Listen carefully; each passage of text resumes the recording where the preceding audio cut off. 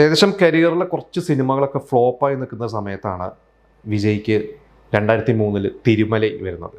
തിരുമലയ്ക്ക് ശേഷം പിന്നെ നമുക്കറിയാം വിജയുടെ ഗില്ലി, തിരുപ്പാച്ചിയൊക്കെ പോലത്തെ കുറേ ഹിറ്റ് സിനിമകൾ സംഭവിച്ചു. ഇതിൽ ഈ ഒരു ഹിറ്റ് സിനിമകളുടെ ഇടയ്ക്ക് വിജയ്ക്ക് വന്ന ഒരു സിനിമയായിരുന്നു സണ്ടക്കോഴി. നമുക്കത് വിശാലാണ് ആ റോള് ചെയ്തത്. വിശാലിൻ്റെ 3ാമത്തെയോ 4ാമത്തെ സിനിമയാണ്. ശരിക്കും സണ്ടക്കോഴി അന്ന് വിജയനെ അപ്രോച്ച് ചെയ്തതാണ്. ലിങ്കുസ്വാമി ആയിരുന്നു സംവിധായകൻ.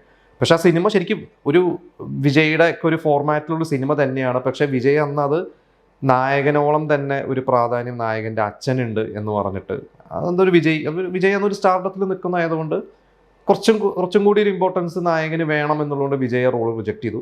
പക്ഷേ നമുക്ക് സിനിമ കാണുമ്പോൾ പറയാം അത് വിശാലിൻ്റെ പോലത്തെ ഒരു അപ്കമിങ് ആക്ടർക്ക് പറ്റിയ റോള് തന്നെയായിരുന്നു അത്. അതുകൊണ്ട് തന്നെ ആയിരിക്കാം സണ്ടക്കോഴി അത് വിജയുടെ തീരുമാനം കറക്റ്റ് ആയിരിക്കും. ചിലപ്പോൾ വിജയ് ചെയ്തിരുന്നെങ്കിൽ വിജയ് ഫാൻസിന് ചിലപ്പോൾ അത് എത്രത്തോളം അംഗീകരിക്കാൻ പറ്റുമെന്ന് നമുക്ക് ഉറപ്പില്ല. പക്ഷെ ആ സിനിമ വിശാൽ ചെയ്തു, പടം സൂപ്പർ ഹിറ്റായി.